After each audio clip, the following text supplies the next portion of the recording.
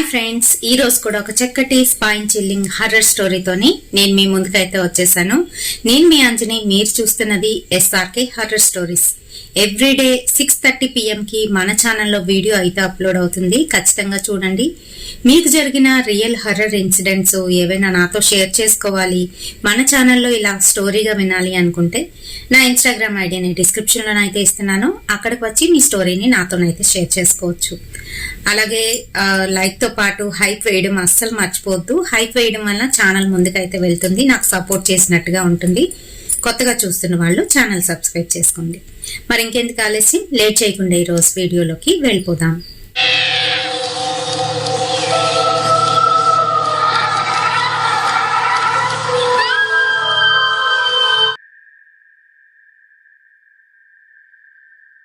So ఈ రోజు మనము కరోనా టైంలో జరిగిన ఒక రియల్ ఇన్సిడెంట్ గురించి అయితే తెలుసుకుందామండి. మాకు నియర్ బై ఒక అపార్ట్మెంట్లోనైతే జరిగిందనమాట.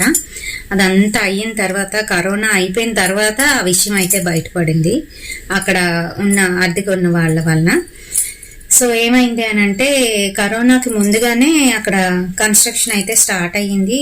మొత్తం అంతా అయిపోయింది కరెక్ట్గా. ఇంకా మనకి లాక్డౌన్ ఇచ్చే టైంలోని ఆ బిల్డింగ్ మరి పూర్తయిపోవడం, ఏదో ఒకరు ఇద్దరు అలా దిగారు కానీ ఎక్కువ మంది అయితే లేరు. బిల్డింగ్ 5 floors ఉంటుంది.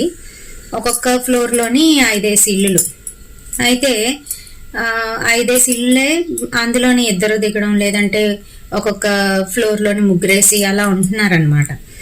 ఫుల్గానైతే లేదు, ఖాళీగానే ఉన్నాయి. పైగా కరోనా టైం కదా, ఎవరిని అద్దెకి దించడానికి భయమే. ఇంకోటి ఏంటంటే ఎవరు కదలడానికి లేదు కదా ఆ టైంలో, లాక్డౌన్ టైంలోని. సో అందుకనే ఎవరి మటుకు వాళ్ళు ఉండేవారు, ఎవరి ఇళ్లలో వాళ్ళు. అయితే శ్రీనివాస్ అనే అబ్బాయి ఏదో చిన్న చితక ఉద్యోగం వేరే ఊరు నుంచి, పల్లెటూరు నుంచి వచ్చి ఇక్కడ వైజాగ్ సిటీలో ఏదో చిన్న ఉద్యోగం అయితే చేసుకుంటున్నాడు. ఇంకా తను స్థిరపడితే, ఉద్యోగంలో స్థిరపడితే పెళ్లి చేసుకోవాలన్నమాట. అందుకని చెప్పేసి కొంచెం కష్టపడుతున్నాడు. ఆ టైంలో మరి అందరికీ ఎక్కడికి వెళ్ళడానికి లేదు కదండి, అందరం ఇంట్లోనైతే బంధించినట్టుగా ఉండిపోవలసి వచ్చింది. అయితే తన ఉద్యోగం మటుకు ఆ టైంలో కూడా ఉంది. అంటే ఉద్యోగం నేను అక్కడ ఏం చెప్పడానికి లేదు, అందుకే చెప్పట్లేదు. అయితే తను వెళ్తూ వస్తూ ఉండేవాడు. తను సింగిల్ కదా, మామూలుగా అపార్ట్మెంట్స్లోనే ఏంటంటే బ్యాచిలర్స్కి ఇవ్వరు కదండి. అయితే మరి ఆ టైంలోనే వాళ్ళు అయితే ఇచ్చారు. తను కూడా ఏంటంటే దొరికిందే ఛాన్స్, ఇంకా అక్కడైతే ఉన్నాడు, కామ్గానే ఉండేవాడు. ఫ్రెండ్స్ అని తెచ్చి రూమ్ లో ఉంచుకోవడం కానీ ఇలాంటివి అయితే లేవు.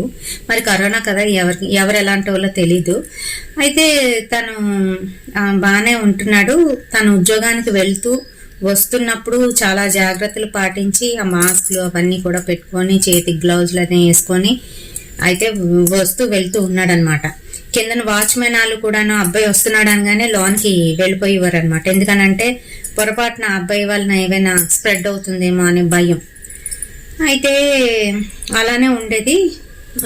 అబ్బాయి పక్కింట్లోని ఒక ఫ్యామిలీ అయితే ఉంది. భార్య భర్తలు ఇద్దరు వాళ్ళ అమ్మాయితోనైతే ఉండేవారు. చిన్న పాప అనమాట, ఇంకా మంత్స్ బేబీ. సో ఏంటనంటే, భర్త ఏదో చిన్న జాబ్ చేసేవాడంట, భార్య హౌస్ వైఫే. వాళ్ళిద్దరూ రోజు తగులాడుకోవడమేనంట ఇంట్లోని. సాయంత్రం అయ్యేసరికి అతను ఏదో ఒకటి తిడుతూనే ఉండేవాడంట అమ్మాయిని, అప్పుడప్పుడు కొట్టేసేవాడంట. ఇవన్నీ వినిపిస్తున్నా శ్రీనివాస్ ఏంటంటే వెళ్ళలేని పరిస్థితి. వెళ్తే మళ్ళీ శ్రీనివాస్ని ఏదైనా అంటే మరి తనకి చిన్న చూపు కదా, ఎందుకనంటే తను వచ్చేదే సాయంత్ర సమయంలోని. తన పని తను చూసుకుండేవాడు. అవి వినిపిస్తున్నా ఇంకా అటుపక్క కిటికీలు వేసుకొని కామ్గానైతే తన రూమ్లో ఉండేవాడంట. సో ఇలా జరుగుతుంది. ఒకరోజు గట్టిగా కొడుతున్నాడంట అమ్మాయిని. కొడుతూ ఉంటే, ఇంకా అలా కొడుతూ ఉంటే ఎవరు చూసి ఊరుకుంటారు చెప్పండి. ఇరుగు పొరుగు వాళ్ళందరూ కూడాను నోర్లు కొరుక్కుంటారు కానీ బయటకు వచ్చి ఆపు, నువ్వెందుకు అలా చేస్తున్నావు, అమ్మాయిని ఎందుకు అలా హింసిస్తున్నావు అనేవాళ్ళు చాలా తక్కువ మంది. ఒకవేళ అలా వచ్చి అడిగినా కూడాను అవతల వాడు ఎలా రెస్పాండ్ అవుతాడో, లేదంటే మన మీదకి ఏమైనా వస్తాడేమో అని కొంతమంది భయంతో ఆగిపోతారు. అయితే మరి ఇంకా అలా చూసి ఈ అబ్బాయి వెళ్దాం అనుకునేసరికి సౌండ్లన్నీ ఆగిపోయి ఉంటాయి. ఆగిపోయేసరికి ఇంకెందుకులే, నాకెందుకు ఉన్నది నేను ఒక్కడనే కదా, మళ్ళీ వీడేమైనా కంప్లైంట్ ఇస్తే ఈ ఉన్న ఇల్లు కూడా పోద్ది, కరోనా టైంలో నేను ఎక్కడికి వెళ్ళిపోవాలి, ఇంటికి డబ్బులు పంపించాలి అత్యవసరం అని చెప్పేసి ఈ అబ్బాయి కామ్గానైతే ఉండిపోయాడు. అయిపోయింది. ఆ రోజు రాత్రి అంతా కూడాను వాళ్ళ ఇంట్లో లైట్ వెలుగుతూనే ఉందంట. తను క్యారిడోర్ పక్కన ఏంటి అని అంటే బట్టలు ఆరబెట్టుకోవడానికి వెళ్తే వాళ్ళ క్యారిడోర్ అయితే కనిపిస్తుంది అనమాట. అప్పుడప్పుడు ఆవిడ అక్కడ బట్టలు ఆరబెడుతూ కనిపించేది ఈ అబ్బాయికి. అక్కడ తులసమ్మని కూడా పెట్టుకుండేది. ఓ పక్క తులసమ్మ, మరో పక్క బట్టలు ఆరబెట్టుకుండేది అనమాట. ఈ అబ్బాయి ఎప్పుడైనా బయటికి ఆ బట్టలు ఆరేయడానికి వెళ్ళినప్పుడు ఆవిడ అటు పక్క నుంచి కనిపిస్తే మొహం దించుకొని వెళ్ళిపోయేదంట ఆవిడ లోపలికి. మరి అతను అప్పుడు అయితే చూశాడు. సరే, ఇంకా ఆ రోజు బట్టలు ఆరేయడానికి వెళ్ళాడంట. ఇంకా ఆ బెడ్రూమ్లో లైట్ అలానే వెలుగుతూ ఉంది, సెకండ్ బెడ్రూమ్లో లైట్. ఇదేంటి రాత్రి నుంచి ఆ లైట్ అలాగే వెలుగుతుందా అనుకున్నాడు, ఊరుకున్నాడు. ఆ తర్వాత ఆ రోజు పనికి అయితే వెళ్ళిపోయాడు. మళ్ళీ సాయంత్రం శ్రీను ఇంటికి వచ్చేసాడు పని చేసుకొని. వచ్చేసి తన పని ఏదో తను చేసేసుకొని గబగబా ఏదో రైస్ కుక్కర్లోని రైస్ పెట్టేసుకొని పొద్దున బట్టలు ఆరబెట్టాడు కదా, ఆ బట్టలు ఆరిపోయి ఉంటాయని చెప్పేసి బాల్కనీలోకి వెళ్ళేసరికి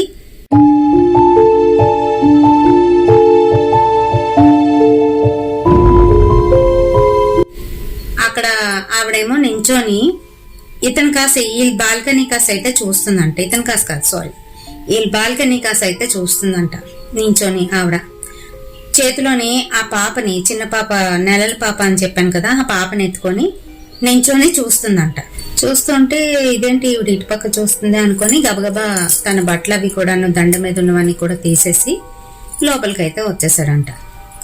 లోపలికి వచ్చిన తర్వాత తన పనులన్నీ చేసేసుకున్నాడు. తను రైస్ పెట్టుకున్నాడు కదా, అది తినేసి పడుకోవడానికి వెళ్దాం అనుకునేసరికి వీళ్ళు వంటగది ఏదైతే ఉంటుందో వంటగదికి కూడా చిన్నది ఇస్తాడు కదా యుటెన్సిల్స్ పెట్టుకోవడానికి, అటుపక్క ఏదో పడినట్టుగా సౌండ్ వచ్చిందంట. గబుక్కుమని వెళ్ళి చూస్తే అక్కడ ఏం లేదు, పక్క ఇంట్లో నుంచి మళ్ళీ అరుపులు కేకలు వినిపిస్తున్నాయంట.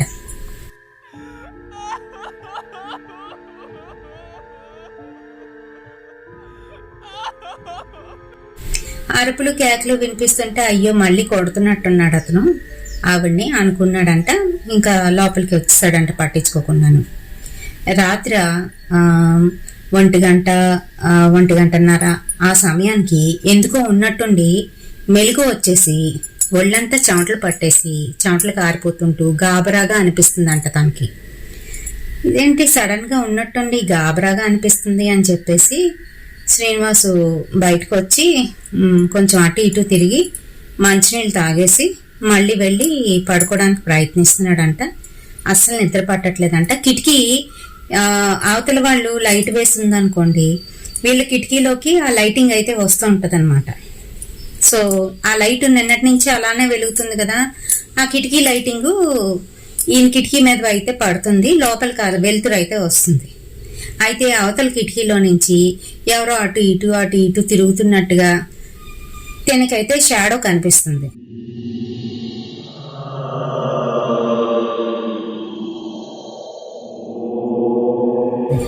ఆ షాడో చూస్తే తనకి నిద్ర పట్టట్లేదు అనమాట. నిద్ర పట్టకపోతుంటే ఏంటిల్లు అనేసి చిరాకు అనిపించి వెంటనే తిన కిటికీ కర్టెన్ కూడా లేదు వేయడానికి. తిన ఏం చేశాడు, తన లుంగి ఏదో ఉంటే అదేమో కర్టెన్ లాగా అడ్డు పెట్టేసుకున్నాడంట. పెట్టేసి మళ్ళీ వచ్చి పడుకోవడానికి ప్రయత్నిస్తూ ఉంటే మొత్తానికి ఎట్టకేలకు ఒక 2:30 ఆ టైంకి బాగా నిద్రలోకి అయితే వెళ్ళిపోయాడంట, డీప్ స్లీప్లోకి. వెళ్ళేసరికి తనకి ఆవిడ, పక్కింటి ఆవిడ ఎవరైతే ఉందో ఆవిడ వచ్చి ఈయన ముందు ఈయన కాళ్ళ దగ్గర పిల్లని ఎత్తుకొని నించొని ఉన్నట్టుగా కనిపిస్తుంది అంటండి.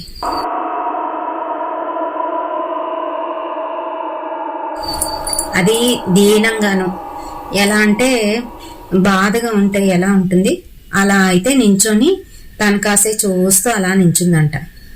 తుల్లిపడి లేచి కూర్చున్నాడంట. కూర్చుంటే అంతా చీకటి, ఎవ్వరు లేరు ముందున ఆ రూమ్లోని. ఆ కర్టెన్ లాగా కట్టాడు కదా లుంగి, అది పక్క నుంచి పడిపోయి ఎగురుతుందంట. మళ్ళీ అవతల కిటికీలో నుంచి ఎవరో తిరుగుతున్నట్టు షాడో అయితే పడుతుంది. తన కిటికీలోకి వెళ్తురు ఆ షాడో తిరుగుతున్నట్టుగా అలాగా వస్తుందంట. వచ్చేసరికి తనకి ఏంటో చాలా డిస్టర్బెన్స్గా అనిపించి ఇంకా అక్కడి నుంచి లేచి తను వేరే రూమ్ ఉంది కదా, వేరే బెడ్రూమ్ ఉంది కదా, అక్కడికి వెళ్ళిపోయి అక్కడ పడుకున్నాడంట.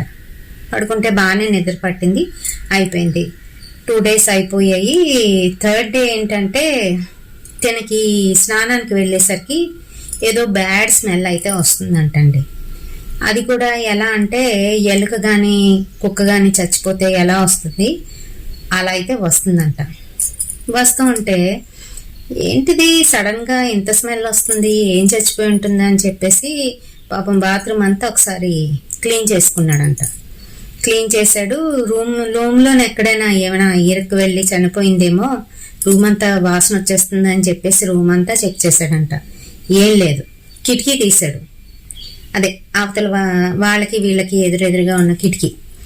అది తీసేసరికి ఇంకా గుప్పు గుప్పుమని కొడుతుందంట వాసన కొడుతుంది. ఏంటి ఇంత గుప్పుమని, బయటన అయ్యి ఉంటుంది, అది ఇంట్లోకి ఇలా వస్తుంది అనమాట అని చెప్పి వెంటనే కిటికీ అయితే వేసేసాడు. తను ఆ రోజు రెడీ అయిపోయి తన పనికి అయితే వెళ్ళిపోయాడు. సాయంత్రం తన పని అంతా కూడా చేసుకొని మళ్ళీ గ్లౌజులు మాస్క్ అన్నీ పెట్టుకొని ఇంటికైతే వచ్చాడు. వాచ్మెన్ దూరంగా వెళ్ళిపోయాడు. ఇంకా తనేమో పైకి వెళ్ళి తన అపార్ట్మెంట్కి వెళ్ళిపోయి ఎప్పట్లాగే తలుపు తీస్తున్న సందర్భంలోని తన కళ్ళు పక్కింటి గ్రిల్ మీద అయితే పడింది. పక్కింటి గ్రిల్కి తాళం వేస్తుంది. ఇదేంటి వీళ్ళు ఎప్పుడు వెళ్ళారు, నిన్నంతా కనిపించింది కదా ఆవిడ, ఆ లైటింగ్ కూడా వెలుగుతూనే ఉంది అని చూశాడు. చూస్తే లైట్ ఇంకా అలానే ఉంది, తాళం వేస్తుంది. ఇదేంటి ఎప్పుడు వెళ్ళారు, ఎక్కడికి వెళ్ళుంటారు, సర్లే ఇక్కడే ఎక్కడికో వెళ్ళుంటారు, లైట్ ఆపకుండా వెళ్ళిపోయారు అనుకున్నాడు. లోపలికి వెళ్ళాడు. లోపల తన పని అంతా చేసుకుంటున్నాడు. అలాగే రైస్ పెట్టాడు. చెప్పాను కదా వంటగదికి అవతల వాళ్ళ ఇంటికి కనిపిస్తుందని చెప్పేసి రైస్ పెట్టాడు. రైస్ పెట్టి వాళ్ళ కిటికీ వైపు అయితే చూస్తున్నాడు. చూస్తూ ఉంటే ఇంట్లో ఎవరో తిరుగుతున్నట్టుగాను తనకి ఒక ఇమేజ్ లాగా కనిపించింది. కనిపించేసరికి ఇదేంటి బయటని తాళం వేస్తుంది కదా, లోపల ఎవరైనా ఉన్నారా, తాళం వేసి అంకుల్ గాని వెళ్ళిపోయాడా ఏంటి అని చెప్పి చూసాడంట. ఇంకెవరూ కనిపించలేదు. సర్లే నాకెందుకు అని చెప్పేసి తన పని ఏదో తను చూసుకున్నాడు. వంట వండుకున్నాడు, తినేశాడు. మళ్ళీ ఆ రోజు కాసేపు కూర్చుందాము పట్టుకొని కూర్చున్నాడంట. అక్కడే నిద్ర వచ్చేసింది, పడుకుని పోయాడు. పడుకుని పోతే మళ్ళీ కొంతసేపు అయ్యింది. కొంతసేపు అయ్యేసరికి ఈ పక్కింటిలో నుంచి ఏవో ఏడుపులు అయితే వినబడుతున్నాయి.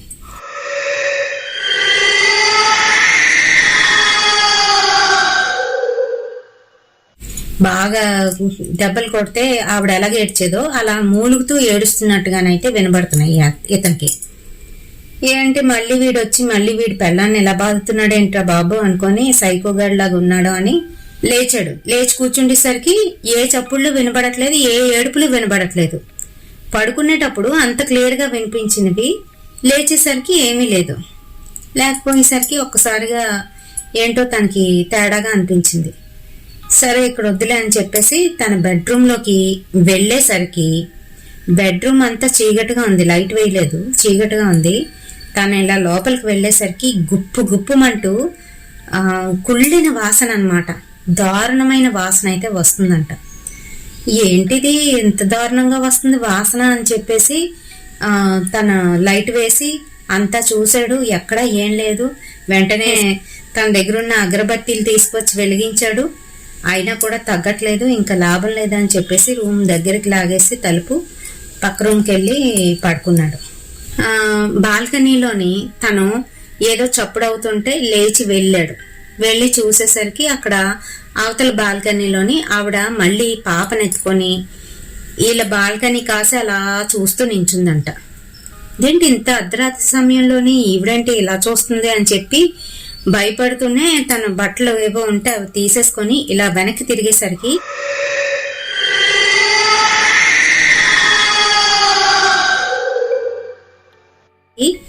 ఆవిడ అటుపక్క ఉన్న బాల్కనీలో ఉన్న ఆవిడ ఇతని మొహం దగ్గరికి ఇలా ఎదురుగా వచ్చి నించున్నట్టుగా అయితే అయ్యిందంట. గట్టిగా అరుస్తూ లేచి కూర్చున్నాడు. అంటే కలకన్నాడు అనమాట. తన బాల్కనీలో వెళ్ళినట్టు, బట్టలు తీస్తున్నట్టు ఇదంతాను. ఏంటి ఇలాంటి కళ వచ్చింది, ఆవిడేంటి అలా కనిపిస్తుంది అని అనుకున్నాడు. ఏంటో తేడాగా కూడా అనిపిస్తుంది. ఈలోగా అపార్ట్మెంట్లో ఉన్నవాళ్ళు ఎంత కరోనా అయినా కూడా అపార్ట్మెంట్లో తిరుగుతారు కదండి. ఇరుగుపొరుగు వెళ్ళేవారు కాదు, కానీ దూరంగానైతే కుశల ప్రశ్నలు వేసుకుండేవారు. ఒకరికొకరు మేము తోడున్నాం, పర్వాలేదు, ఏం కాదని చెప్పుకుండేవారు కదా. అయితే అలానే అందరూ కూడా అబ్జర్వ్ చేసింది ఏంటి అని అంటే, ఆ ఇంట్లో ప్రతిరోజు ఆవిడ్ని టార్చర్ పెడుతూ కొట్టేవాడు కదా, వాడైతే ఇంటికి రావట్లేదు, తాళం వేస్తుంది. మర్నాడు కూడా తాళం వేస్తే ఉంది. ఆ ఇంట్లో నుంచి స్మెల్ విపరీతంగా వస్తుంది. అందరికీ ఇప్పుడు డౌట్ అయితే వచ్చేసింది, ఇంక్లూడింగ్ శ్రీనివాస్తో సహా. ఆ ఇంట్లో ఎవ్వరు లేరు అని అర్థమైపోయింది. కాకపోతే శ్రీనివాస్కి ఏంటంటే ఆవిడ తిరుగుతుందేమో, ఆవిడని ఇంట్లో పెట్టేసి వెళ్ళిపోయాడేమో అనే ఒక చిన్న డౌట్ ఉండే. కానీ ఎప్పుడైతే ఈ స్మెల్ వచ్చిందో తనకి కూడా అర్థమైపోయింది. అయిపోయి ఇంకేంటంటే లాభం లేదు అని చెప్పి అందరూ కలిసి రిపోర్ట్ ఇచ్చారండి. పోలీస్ రిపోర్ట్ ఇచ్చి వాళ్ళ ముందే తాళం అయితే తీసి చూసేసరికి లోపల భార్యని, చిన్న పాపని వేసాడు. వేసేసి వాడేం చేశాడంటే అక్కడ ఉండకుండా తలుపు తాళం వేసేసుకొని వెళ్ళిపోయి వాడు రైల్వే ట్రాక్ మీద అలా. అసలు ఎందుకు చేస్తారో, ఎందుకు పెళ్లి చేసుకుంటారో, ఎందుకు ఇలా అయిపోతారో అర్థం కాదండి. నాకు తెలియక అడుగుతాను. మీకు కష్టం వస్తే పెద్దవాళ్ళు ఎందుకున్నారు? మీకు పెళ్లి చేసిన పెద్దవాళ్ళు అందుకే ఉన్నారు, ఆదుకోవడానికే. వాళ్ళ దగ్గరికి వెళ్ళాలి, మీ కష్టాన్ని చెప్పుకోవాలి. అంతేగాని ఇలా మిమ్మల్ని, మీ భార్యని, మీకు పుట్టిన అనకూడదు కానీ పుట్టిన పిల్లని కూడా కసాయిగా చంపేస్తే ఏంటంటే ఇంకా లాభం ఏముంది? అలా అయితే చేశాడు అతను. పాపం చిన్న పాప అండి, నెలల పాపని చంపేశారు. చంపేసింది కాకుండా తన భార్యని, పాపని చంపేసి, చంపేసిన వాడు ఏం చేశాడు, వాడు వెళ్ళి రైల్వే ట్రాక్ కింద తలపెట్టేశాడు. వాడు చనిపోవడంతోని అక్కడ పోలీసులు అయితే కేసు నోట్ చేశారు. మరోవైపు ఇక్కడ పోలీసులు ఇలా ఇలా ఉంది మా అపార్ట్మెంట్లో అని చెప్పడంతో వెళ్ళారు. మొత్తానికి రెండు ఒకటే కేసు. సో ఇలా అయితే జరిగిందండి. అప్పట్లోని మాకు తెలియక మేము అటుపక్కకి వాకింగ్కి అయితే వెళ్ళాం ఒకరోజు సాయంత్రం. వెళ్తే అంటే కరోనా అయిపోయిన తర్వాతేలేండి, లాక్డౌన్ అయిపోయిన తర్వాతే వెళ్ళినప్పుడు మా ఫ్రెండ్ ఒక ఆమె అటుపక్కకు వెళ్దాము అని నేను అంటే, వద్దొద్దు అటువైపు వెళ్ళొద్దు, అపార్ట్మెంట్స్లోని మొన్న ఒక ఘోరం జరిగింది, ఇలా అయ్యింది అని చెప్పేసి. అయితే శ్రీనివాస్ గారికి గత 2 రోజులుగా వాళ్ళ ఇంట్లో లేకపోయినప్పటికీ కూడా ఎవరు కనిపించినట్టు. అంతేకాకుండా పాపం ఆవిడ ఆత్మ అలా ఘోషిస్తూ నేను ఇక్కడ ఉన్నాను, నేను బయటికి రావాలి, బయటికి రాలేకపోతున్నాను, నన్ను ఇక్కడ చంపేశారు అని చెప్పడానికి ప్రయత్నించిందేమో. మరి ఇలాంటివి చాలానే జరిగాయండి. నేరాలు ఘోరాలలో నుంచే మనకి ఇలాంటి ఆత్మలు, వీటికి సంబంధించినవన్నీ కూడా వస్తూ ఉంటాయి. కొన్ని సార్లు ఏంటంటే అటువంటివి ఏవైనా నెగిటివ్ ఉండేటప్పుడు అప్పుడు కూడాను ఆ ఏరియాలోని మనకి ఇలాంటి నేరాలు ఘోరాలు అనేవి సంభవిస్తూ ఉంటాయి. ముఖ్యంగా ఏంటంటే మాకు దగ్గరలోనే ఇక్కడ శ్మశానం అయితే ఉంటుంది. ఆ శ్మశానం పక్కనే ఆక్రమించి తెగ అపార్ట్మెంట్లు అయితే కట్టుకున్నారు. మెయిన్ ఆ శ్మశానం పక్కనే ఒక పెద్ద హోటల్ కూడా కట్టాడండి. అదేంటంటే రూమ్స్ కమ్ హోటల్ అన్నమాట. మరి ఎలా ఉంటాయి ఏమనంటే ఈ మోడర్న్ డేస్లో అవి ఎవరు పట్టించుకుంటారు అని పట్టించుకోవట్లేదు. అలాగే దెబ్బలు కాసేస్తున్నారు, ఇబ్బందులు పడుతున్నారు. మరి ఇదండి ఈరోజు రియల్ ఇన్సిడెంట్. మీ అందరికీ కూడా నచ్చిందనే అనుకుంటున్నాను. వీడియో నచ్చితే తప్పకుండా ఒక లైక్ వేసి షేర్ చేయండి. రేపటి సరికొత్త హర్రర్ ఇన్సిడెంట్తో మళ్ళీ మీ ముందుకైతే వచ్చేస్తాను. మరి లాస్ట్ వీడియోకి మనకు వచ్చిన కామెంట్స్ ఎవరెవరి దగ్గర నుంచి వచ్చాయో చూసేద్దామా మరి.